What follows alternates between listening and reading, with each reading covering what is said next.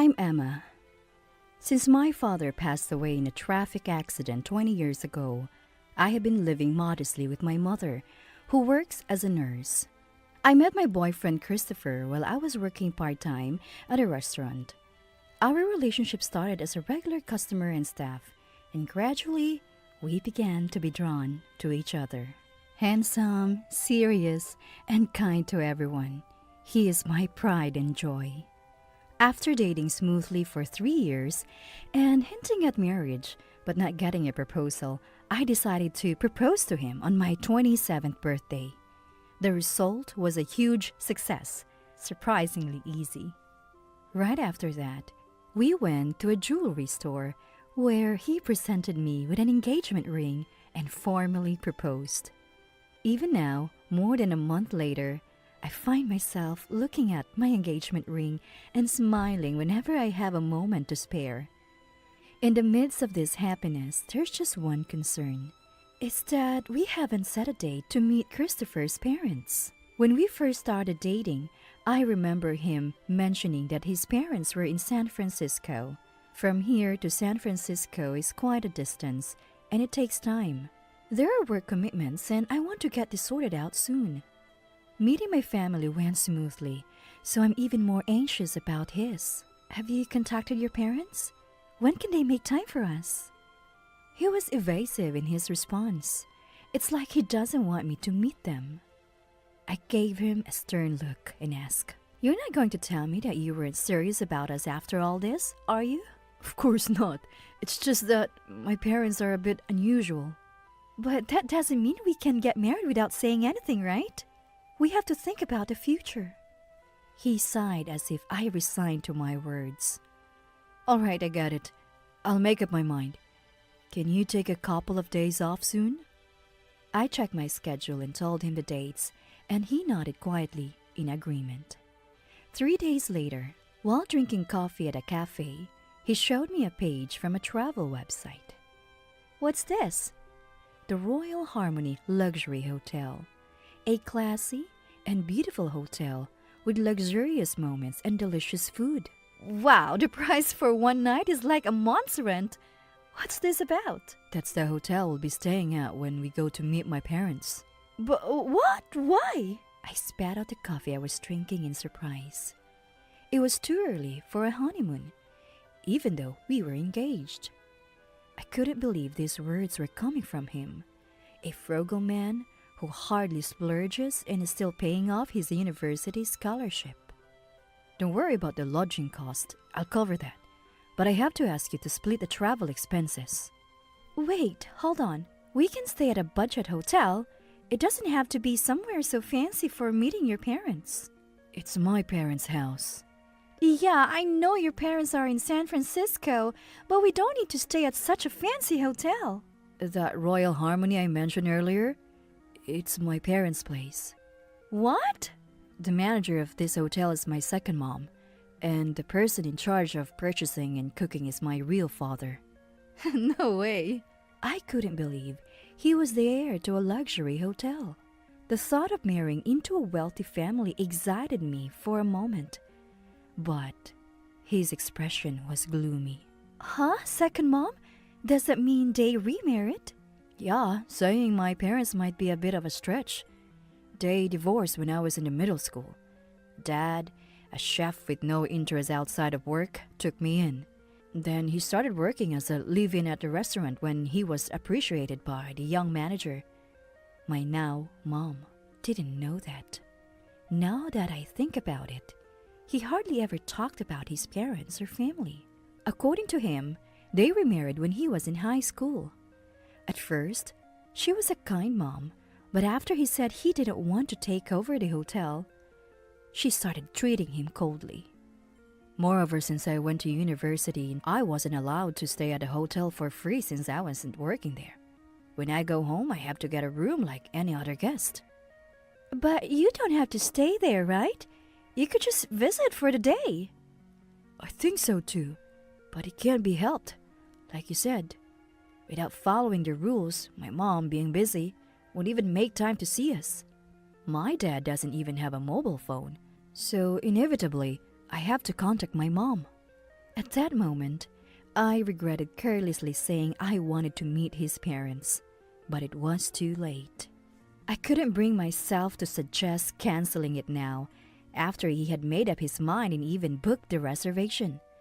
There was a turmoil inside me, but still, a manager of a luxury hotel should be all about hospitality.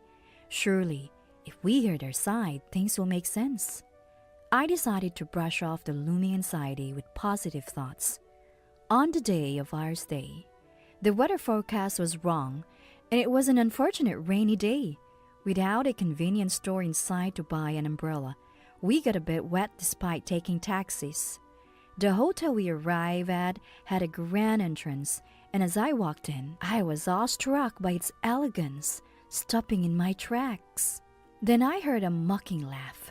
"What a sight! Coming into our establishment dressed like that!" Turning around, I saw a middle-aged woman in a suit, smiling elegantly. "Thank you for coming all this way. I am Grace, the manager here and the mother of the young man you see there." Grace. As I bowed to introduce myself, she let out a small shriek. No, please don't bow in that wet rat state. You're dripping dirty raindrops." "What? Could you please dry off? It's unsightly." Dirty? Unsightly? Even if that was the case, we were paying guests at this hotel, whether we were her son's girlfriend or not. Is this how you speak to guests? Wouldn't you normally offer kind words or at least promptly guide us to our room or bath? I was stunned by her words, which I never imagined hearing. Then another guest entered from behind us. Dressed head to toe in brand-name clothing, they were the picture of celebrities. Grace instantly approached them with a smile, her attitude changing dramatically. "Thank you for coming from so far in this bad weather. Let me guide you to your room. May I take your luggage?"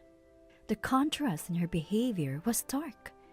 Christopher seemed unfazed, as if he had expected this. While I stood there dumbfounded, he completed a check-in. "We have a reservation for Christopher, the cheapest room for one night." "Right, Christopher, in our most affordable room." Why emphasize that? Before I could complain, a listless employee appeared. "I'll take your luggage. This way, please." As we moved towards the elevator, an employee's voice stopped us. "That elevator is for VIPs only." "How are we supposed to get there then?" "For your plan, please use these stairs." We were guided to an emergency staircase. My irritation was definitely rising. Upon reaching our room, the employee roughly placed our bags down. "Dinner is at 7 in your room. The bathhouse is open until 2 a.m. and from 5 a.m. Checkout is at 9 a.m. There is a pamphlet in the room with more details. Call the internal line if you need anything else." With that, he yawned and left. What was that treatment? I'm appalled at a luxury hotel like this. He took a towel out of the closet and handed it to me. I was finally able to dry my wet hair. Oh, it smells moldy despite being new. I wonder when it was last exchanged. The room itself is grand, but there are dust bunnies here and there, and unknown hair in the wash basin. And for that price, a national chain budget hotel would be much more comfortable. Hey, does your dad knows about the manager's tyranny? I've talked to him about it once, but he didn't seem convinced, maybe because he's never seen it. He's either in the kitchen all day or out for purchasing. He looks down. It's all just a facade. You're surprised, right? More than you imagined. Sorry. Do you think I want to inherit a hotel like this? No way. Why doesn't such a terrible place go out of business? That's the mystery. When I looked into it, there are hardly any bad reviews. Most of the main customers are wealthy, celebrities, and mass media who receive hospitality worthy of a luxury hotel. It's frustrating. What hospitality? It's all just a facade. As I thought of taking a photo as proof, I turned on my mobile phone camera. Just then, I heard a cough from behind. Turning around, There was the manager, Grace, frowning. When did you arrive? Didn't you read our brochure? Unlike other hotels, our building alone is of value. Unauthorized photography is prohibited. Weren't you here to greet us? Her tone suggested we were the ones lacking common sense. It's more questionable for you to enter without permission, I retorted. You're the ones trying to break the rules here. I'm just doing my job as a manager. Now, take a seat. Dad is busy with dinner preparation, so I'll be the one to decide whether I like you or not. Grace forced her way into the room and gestured for me to sit across the desk from her. Her sharp gaze was intimidating. I glanced at Christopher, and he subtly nodded. I straightened my back and sat down in front of Grace. Grace began to interrogate me about everything from how we met to my upbringing and lifestyle. I don't live a life I'm ashamed to talk about. I told her honestly about growing up supported by my mom and her relatives, that I continued to work part-time at a restaurant because my main job as a cook wasn't enough, and how important he is to me. After listening to everything, Grace frowned and turned to him. So you were serious about not inheriting the hotel? Bringing such a poor, common girl here? What? Hey, stop it! That's rude. After all those questions? Well, it's the truth. If only she had some beauty. I don't know about being a cook, but her hands are rough, nails short, and she lacks flair. I couldn't help but make a displeased face. It's true, my hands are rough from work, and I don't wear much makeup. Being ridiculed like this felt awful. Grace glanced at me and then slammed the desk, staring at him. If you insist on marrying her, I'll disown you. Bring someone poor into our family? Unbearable. He looked angrier than I'd ever seen. As we sat, speechless, Grace looked at her watch and turned to me with a polite smile. Become a guest worthy of our hotel first. Now, I'll return to my work. Standing up, she turned her back on us and then added, Maybe you should head back soon. Poor single-parent girl. She laughed with a loud laugh. Stunned, he bowed deeply to me. I'm so sorry, really. It's not your fault. Right, he did nothing wrong. In the awkward silence, I slowly began to speak. Hey, if we get married, it looks like you'll be disowned. What will you do? I realized I had asked a difficult question. He thought for a while, then sighed deeply and looked me straight in the eyes. I still want to marry you, he said firmly. I smiled at his words. I understood his feelings. We could just go home now, register our marriage, and never see Grace again, just as she wished. But I'm not so kind as to back down quietly after all that. Beneath my smile at him, a flame of anger was burning. I have an idea. Will you help me? A luxury hotel, getting carried away and forgetting it's in the business of hospitality. As a manager, Grace should remember her place. I immediately called my uncle in San Francisco and explained the situation. He readily agreed to help. After making various arrangements, we left the hotel and checked into a budget hotel nearby. Now, watch the finale. It's going to be interesting. The next day, while waiting for my uncle's call and finishing our sightseeing in San Francisco, my mobile phone rang at a cafe. Here, the message of anger from my uncle. We paid and left the cafe, heading to his family's luxury hotel. As planned, I separated from him and looked around the hotel lobby. It was almost empty due to the time, and my uncle, dressed in tired clothes, stood out. He seemed to have booked a room as planned, in the attire I requested. He must have received the same discriminatory treatment from the manager. Sitting in the lobby, he looked displeased. Uncle! As I ran to my uncle, Grace, who was passing by, sharply commented, Oh my, is that man an acquaintance of yours? No wonder he doesn't fit in our hotel. A luxury hotel like ours is too high a threshold for commoners like you. She laughed mockingly, but I quietly stood beside my uncle, who was glaring at her. This man is my uncle. He's like a father to me since mine passed away. Oh, is that so? Grace uninterestedly started rearranging the nearby flowers. More important than flowers, I'm about to teach her about paying attention to guests. And he works as an editor-in-chief for a travel magazine. What? The flower in Grace's hand snapped in half. My uncle stood up calmly and handed Grace a business card. Sorry for the late introduction. I'm Daniel. Handling Traveler's Journal. My dear niece seems to have been under your care. The editor-in-chief of Journey Explorer? Grace's face went pale, opening and closing her mouth. Journey Explorer is a famous travel magazine focusing on luxury and heritage hotels, featuring interviews with celebrity travelers. It should have been a dream cast for media-loving Grace. Sweating, Grace looked between my uncle and me, forcing a smile. Oh, I had no idea. If I knew, I would have provided service worthy of you too. Let's start over right now. Manager, so you discriminate against guests based on their appearance and plan? No, it's just different plans. God in her own words. But you just said we could start over, didn't you? Well, it's just that. Under my uncle's questioning, Grace's gaze darted around. My uncle casually took out his mobile phone, doing something while chuckling. At first, I was skeptical. This hotel had a good reputation in our industry, and we've even featured it once. I was thinking of doing a special feature on it. But it's good I came as she suggested. Well then. Grace's expression brightened momentarily.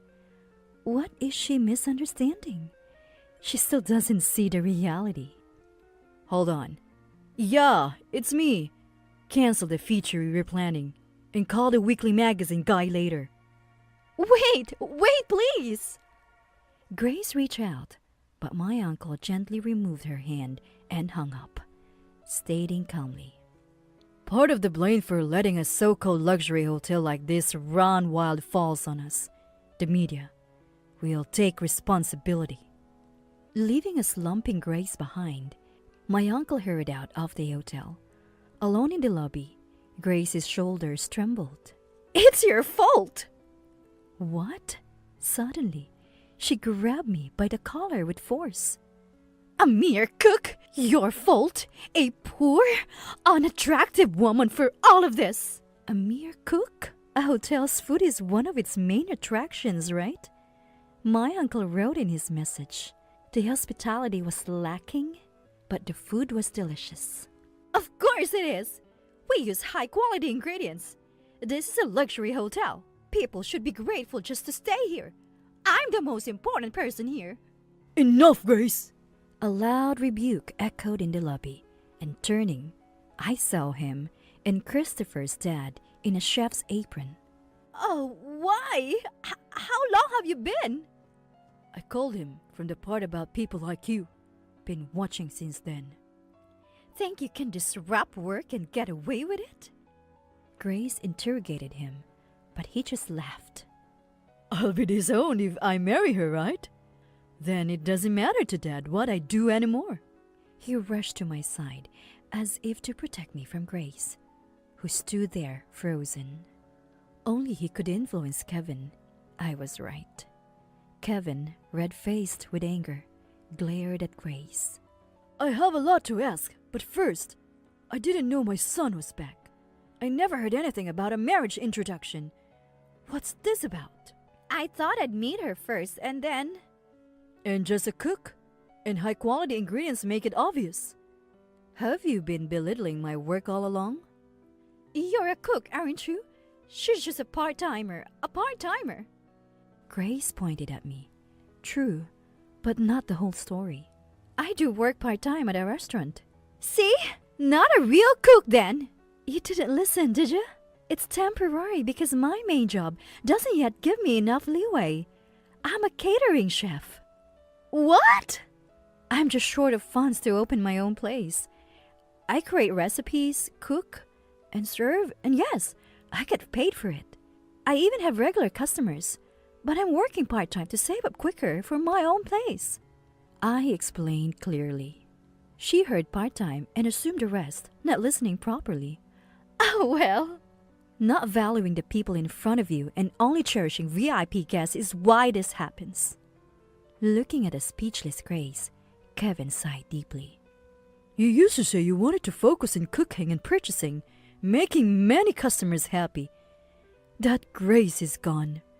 I thought we were working together, but to you, I was just another convenient employee. Kevin stood in front of Grace, removed his chef's hat, and handed it to her.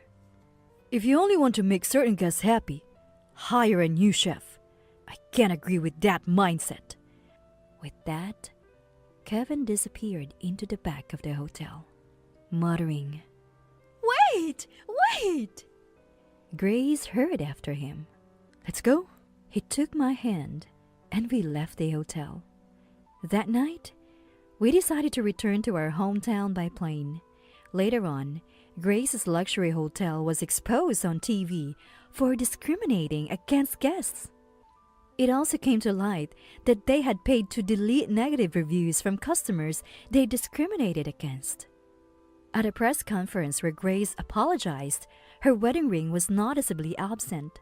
I later learned that Grace had taken the college tuition money prepared by Kevin's dad for him and used it for herself. Disgusted by her mockery of chefs and theft, Kevin resigned from his kitchen job and filed for divorce. According to my uncle, once Kevin, the chef, left the hotel's cuisine quality dropped, and the exposure of its inner workings led to a loss of customers. Soon, the hotel closed down. Now, Grace works as a menial worker at a national hotel chain to repay the debt she incurred from mismanagement. Having no experience in other industries, she could only work in a hotel, but couldn't be in front of customers due to her recognizable face. I can't help but smile, imagining the once arrogant manager doing menial tasks and cleaning. Knowing her pride, she must be experiencing a great deal of humiliation. As for me, I successfully registered my marriage with him and had a modest wedding with just close relatives. Despite not knowing Grace's true nature, Kevin, feeling responsible for his son and daughter-in-law's pain, initially refused to attend our wedding. However, he eventually agreed after being persuaded by Christopher. During the wedding speech, I learned that Kevin took custody of his son. He was desperate to raise him alone, working tirelessly to ensure his son's comfortable life. Thanks to me, the gap between father and son had finally started to close, which made me feel both embarrassed and bashful. Later, Kevin started living alone with working at a restaurant, and we began our life together in an apartment near my parents' house. Years later, we invited my uncle to our home. The purpose was to have him, with his discerning taste, sample the menu for the small reservation-only restaurant we planned to open soon. With enough money saved, we were opening a small restaurant while continuing our catering business, intending to quit my part-time job. Our restaurant might not be luxurious, but we hoped to make everyone who visited smile. We wanted to continue leading modest but happy lives, and it would be a joy to help make the lives of those who visited our restaurant a little happier.